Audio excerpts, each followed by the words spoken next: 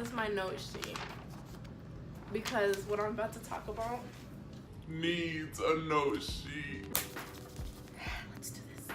I'm sorry, I don't know how long this video is gonna be, but if you stay through it, like, wow. Let's just get comfortable for a second because we're gonna be here for a minute. So this is another spirituality, you know, religion, my viewpoints type of video. So if you're not into that, you might as well just leave now because this is gonna throw you for a roller coaster because I've been on the roller coaster for the past like month and a half and I'm finally here to try and let you guys ride my ride. And okay, so let me start by explaining how all of this started. So I was having like one of the worst weeks I've had in my life, and I was just like a whole bunch of events that were occurring that were just so negative, like not like hurtful negative, it was just like annoying negative. And I'm sitting here one night and I'm like, Wow, I'm really having a horrible week right now. and I got to the point where I was just like called out. I called out and I was like, if there is a God, so in some way I was calling out to myself, like I need to get myself on track, help me get through this horrible week. And then the day after, all of this happened, and all of This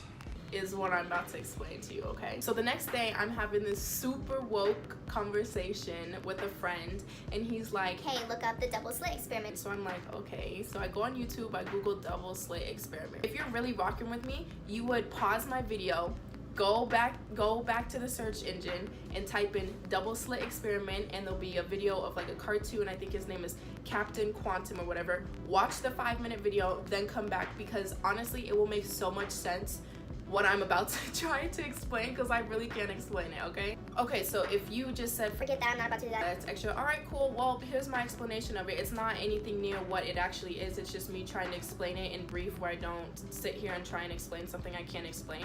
So it's basically saying that like there's an electron and it's shot through 2 slits and it acts differently depending on human observation. After I watched this video, I was so shook. because what it meant to me was that like atoms are catering to human observation.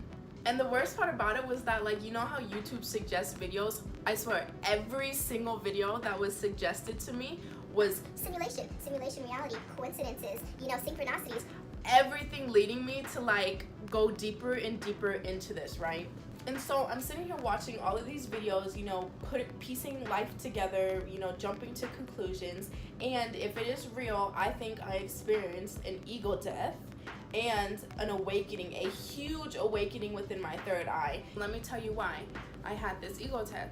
Because I'm sitting here watching these videos, piecing things together, and I jumped to a major conclusion that I'm not so sure about anymore, but this conclusion was so real to me at the time, where I was like, Oh my gosh. so the conclusion was that if I was in a simulation, that everybody around me was like false consciousness in a way, that everybody around me thought that they were conscious, but really I was in my own reality, and so say like everybody around me was a robot. So at that moment, that was my truth, like that was my reality, that was what was going through my mind. So I experienced this ego death because I was like, if everybody around me isn't real, what's the point of me doing anything that I'm doing to express myself? You feel me? It's like, why would I post on Instagram if I'm posting for people who aren't even real? At the same moment, I was like, if I'm none of this, if I'm none of this, you feel me? Like, None of this. then who am I? Like, what am I? It made me definitely put things in perspective of like who we think we are. And so I'm freaking out, crying, you know, experiencing this ego death, flipping and all of that, right? And I just stopped. Like, I stopped all of that. And I feel like at that moment when I stopped, that's when I had this huge awakening. Okay, so getting into the simulation stuff, let me read you a passage from page 19. So this is talking about the whole, kind of the double-slit experiment, where our reality is only there when we see it type flow. So this guy says, The physical world is an illusion and only exists in the form we perceive it through a decoding process triggered by the act of observation. Let's pause for a second. I think I did a horrible job leading you guys into this because you guys kind of like story times. So anyways, I'm having this mental breakdown that day, blah, blah, blah, blah, blah. The next day, I kind of like, you know, get my mind together and I say, I'm gonna write a book. So what did I do? I wrote a book. the book had 3 philosophies in it, and the first one was if you are real, as in if we are all, you know, simultaneously, consciously living in this simulation. The second philosophy or theory was that you weren't real, and that's what I was talking about when I had my ego death, where I was like saying everybody else could be fake and controlled and all of that stuff. The fallback philosophy was just saying I could be wrong, you know, either another religion can be the way, or, you know, spirituality can be real and we're all spiritual beings and there's the universe controlling us all or whatever, in a way. And It's so hard to talk about this stuff because everything I'm pretty much saying can be translated. Like God can be translated to the universe, or, you know, God can be translated to whoever you look up to. It's like all equal. The God can be translated to the controller of the simulation. It's all so equal. It's like, Oh my gosh. Oh my god. going back to the double-slit experiment, explaining how our reality is only perceived when we look at it. So in the book, I referred it to Mario Kart, like a Mario game. I said, just like in a video game, the visuals change as you move. If you're on level 5 in Mario, the graphics are for level 5 and are going to only be showing level 5, right? Everything else up to that does not exist. The previous level you were on does not exist. Only level 5 exists because that's where your center of attention is. I really hope this is making sense, and I really hope you guys are riding with me right now, because everything I'm saying is sounding so good because I have never been able to put it into words like this. So, We have boundaries, and just like in video games, they have boundaries. You know, you have levels and you go through those levels and nothing exists outside of those levels, and you can't go outside of those boundaries. You know, we have boundaries in our human existence. For example, like the speed of light, we have nothing faster than the speed of light. That could be or represent a boundary as for humanity, you feel me? What are video games made up of? Pixels. Pixels are the individual components that put together the image within the video game. We have atoms that can be represented as pixels. Here we start getting into the really interesting part of this whole entire situation, right? Or simulation. So when we look at technology, 40 years ago, the highest form of technology they had, I won't say the highest, but like, you know, gaming systems was basic games like Tetris, or, you know, the snake game where you gotta go eat the dots or whatever. Super basic, low quality graphics, right? See where we're at today. We are at virtual reality, Hyper-realistic gaming systems. This thought made me transition into these types of realms that I started to look into, talking about quasi-crystals, higher dimensions, you know, 8th dimension reflecting down into the 4th dimension to the part where we can translate the 4th dimension into the 3rd dimension and decode these higher dimensions. listen to me. Preach. Okay, and so I'm getting into like all of this research on higher dimensions and parallel universes, right? And I come across this, like, I think it was like a study done or whatever, and it was like how we share 99% of the same DNA as a chimp, right? As a chimpanzee. People know we evolved from chimps or whatever, evolved from chimps, right?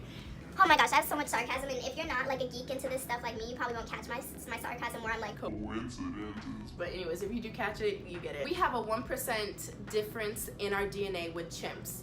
And our basic concepts that we teach babies, right? Chimps cannot understand. They can't fathom that, just because I guess that 1% doesn't allow them to have the mental capacity to understand the basic concepts of human existence, human life, right? So what if there is a parallel universe, a universe or a dimension above us, or many copious dimensions above us, who we share 99% of our DNA with, but that 1% is what takes them to the next level. And on top of that, I'm just piling you guys with this stuff.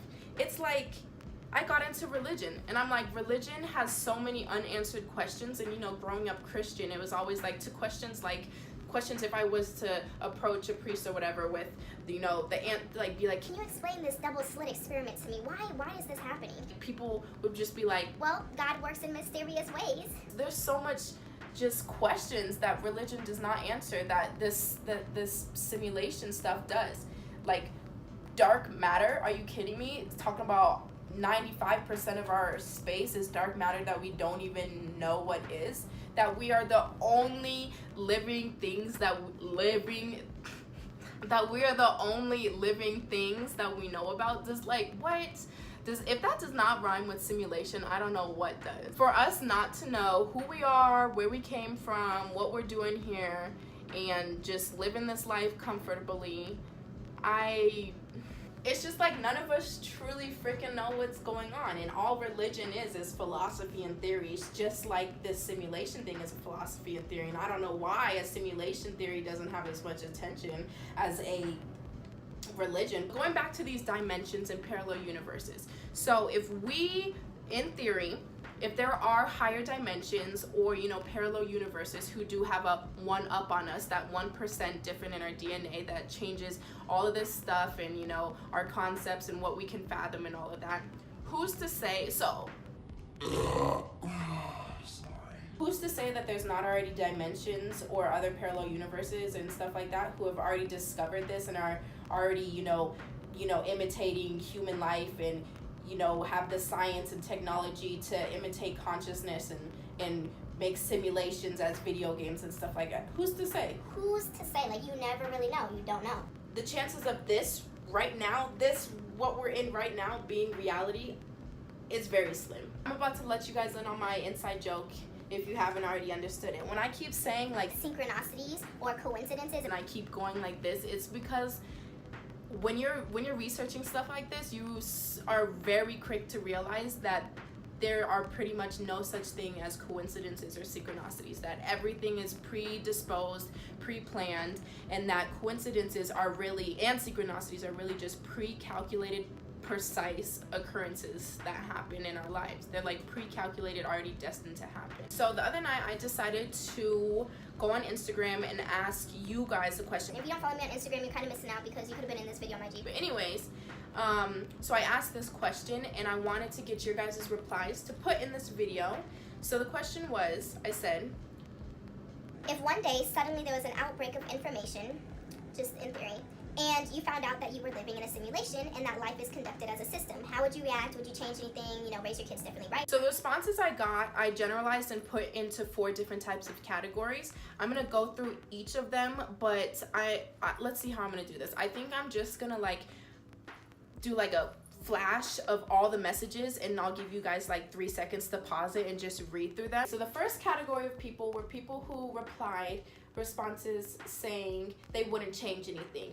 And that was like the majority of answers I got. Second category I kind of labeled like best life, and it's the type of people who gave me responses saying I'm gonna just live my best life no matter what. So this third category is something that really touches home, like really makes sense to me, and it's the category of people who gave me negative responses where they would just not be able to live or cope with their lives and they wouldn't be able to fathom the idea of their reality not being real. This last category is probably my favorite and the second most popular type of responses I got.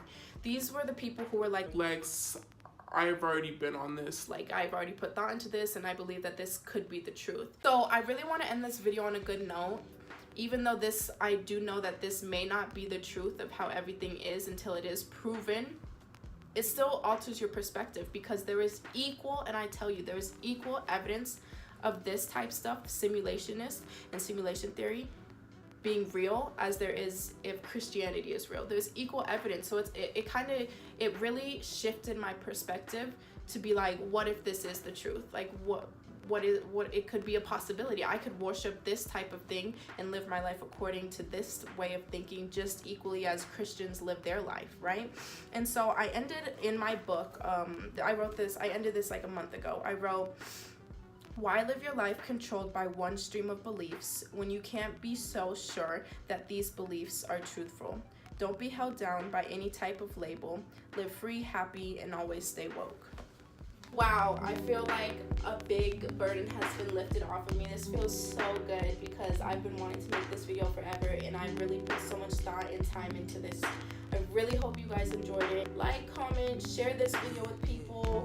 You know, always stay woke and just live your life happy. Like, I'm doing what makes me happy and I'm just living my best life and I expect nothing less than you guys to do that. So I love you guys and I'll see you next time.